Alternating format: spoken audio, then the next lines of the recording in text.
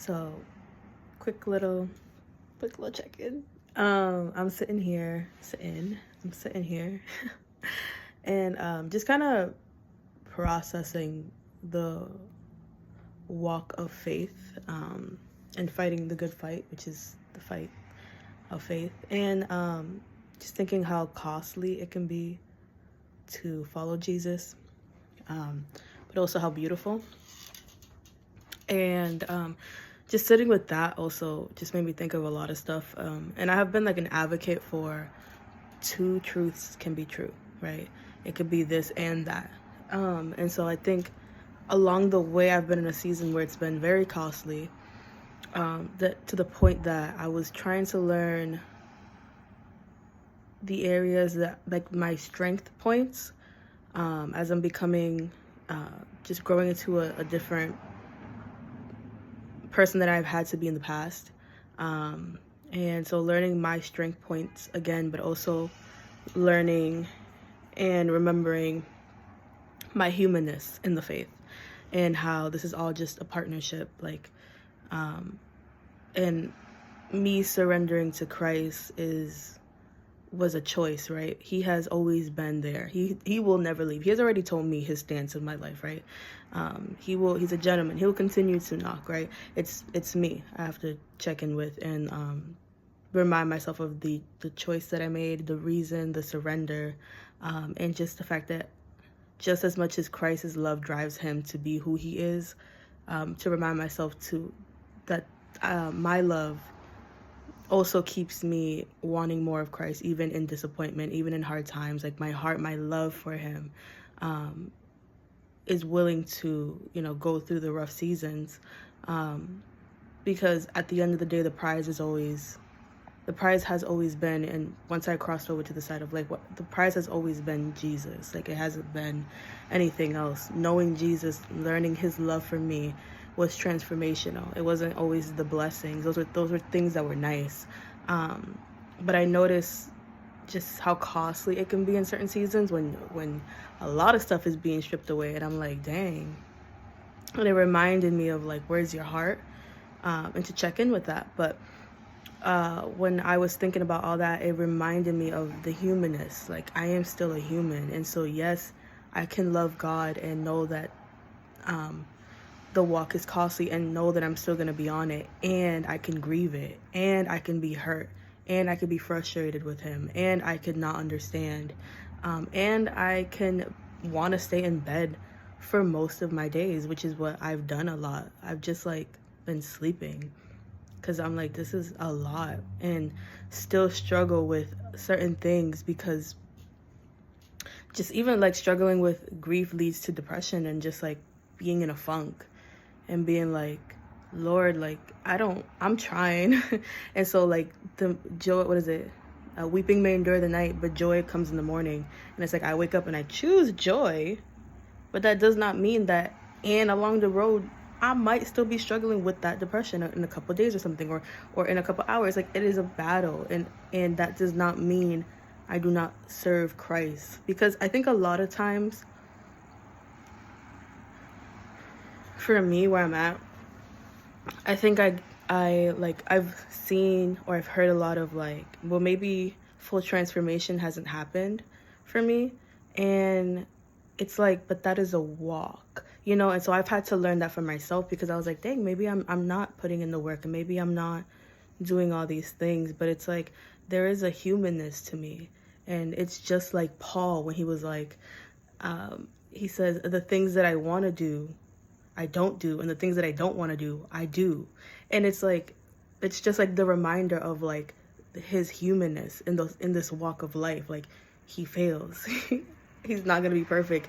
He wants to do this, but it doesn't happen sometimes. And does that mean that he's not a follower of Christ, and that God won't use him mightily, and that God doesn't love him, and that he isn't free?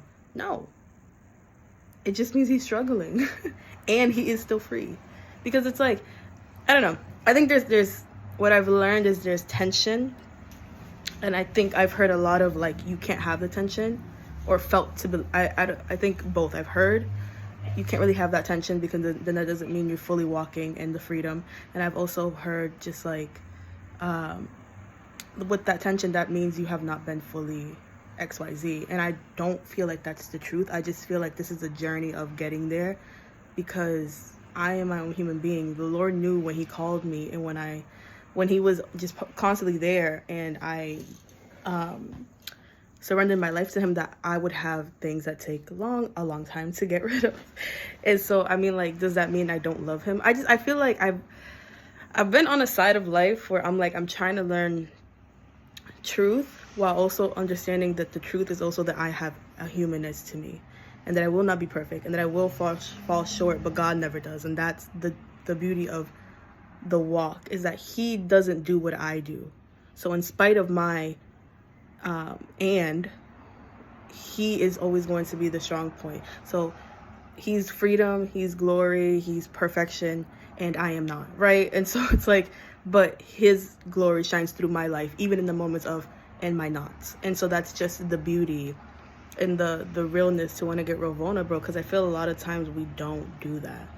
I have experienced myself just being like, well, maybe you haven't fully accepted the freedom. No, I am. It's just I've had to walk life out with this thorn on my side, just like Paul. And it's like, and Paul in the Bible was like, well, if the Lord won't take out this thorn, maybe I just need to walk with this thorn. There's things that are just going to be thorns in your life. And it's not like you're never going to get freedom for it. It's just like you learn to maneuver life differently and understand the power of God because of that area that you are still weak in. It is in your weakness that he is made great. Not because he is not great alone and needs you to be weak, but it's because he can show up for you in a way that you haven't seen anybody else show up. And so that's just like the walk. But yeah, I've learned just like, even in the simple terms of like, I've always said, and I've been saying it for the past like 2 years. Even though like my bank account, my finances in the physical have not been it. It just hasn't been it. I've just been like this, okay? And that's life. And so if you've been there, but like I've been low negatives for a minute, you know what I mean? And so but I've always said, but I'm the richest I have ever been. And it's the and is still true. I am the brokest I've ever been. You probably can't get broken in this right now. And I'm still the richest, because the and comes from, and I know my identity in Christ, and I'm loved, and I have let that transform me, and I still show up, and this and that. And so it's kind of just like, I have the richness in what the world can't take. The world can't take that from me, because they never gave it to me. God did. The world didn't give me my identity. I don't go out to people and be like, yo, like, tell me who I am so I could figure it out, and then I'm just going to take it, your word as bond. No, I go biblically. Like, what is about? Lord, who do you say I am? Oh, you say I'm a high priest. Oh, you say I'm a citizen of heaven. Oh, you say I'm more precious than rubies. Oh, you say I am your daughter. Oh, you say X, Y, Z. And so I take that and I remind myself. And so when I'm in the tough times, you know, you do have community and people to encourage you, but ultimately what they're encouraging is the truth of who you are in Christ, the identity that you already have. The world can't take it from me because they never gave it to me. So it helps when the world does take what they gave, aka money, right? Like our jobs or whatever, you know, if I lose that, or if I go to another job, they don't pay, you know, just whatever, life circumstances, like I don't become poor in my spirit. And so that's a richness that the world cannot take. And you have to have that, because if you don't have that, when you lose everything else, you completely fall and you don't know where you're at. And honestly, you could just spiral. And so it's such a dangerous place to be. But I'm just learning the tension of the and. Learning that there is stuff that the Lord has delivered me from, and it was easy. Things that I had to work for, and also things that I still struggle with. And it does not disqualify me from the freedom and the truth that I walk in the freedom, because it has been already bought, because it's already been done. And the Lord is already at the end of my life. And so the path is just already made. He's just generous enough to walk the same path he knows with me as I figure it out. And sometimes it looks like I'm walking it with strength and I'm trailblazing it. Sometimes it looks like I'm stalling. Sometimes I'm trying to go the other way. Sometimes I'm being carried, and sometimes I'm fighting like is it Noah? No, Jonah. I was mixing them. Like Jonah, when Jonah was like not well-hearted about wanting to do what God told him to do. But at the end of the day, the Lord's will come to pass. And that's just what it shows.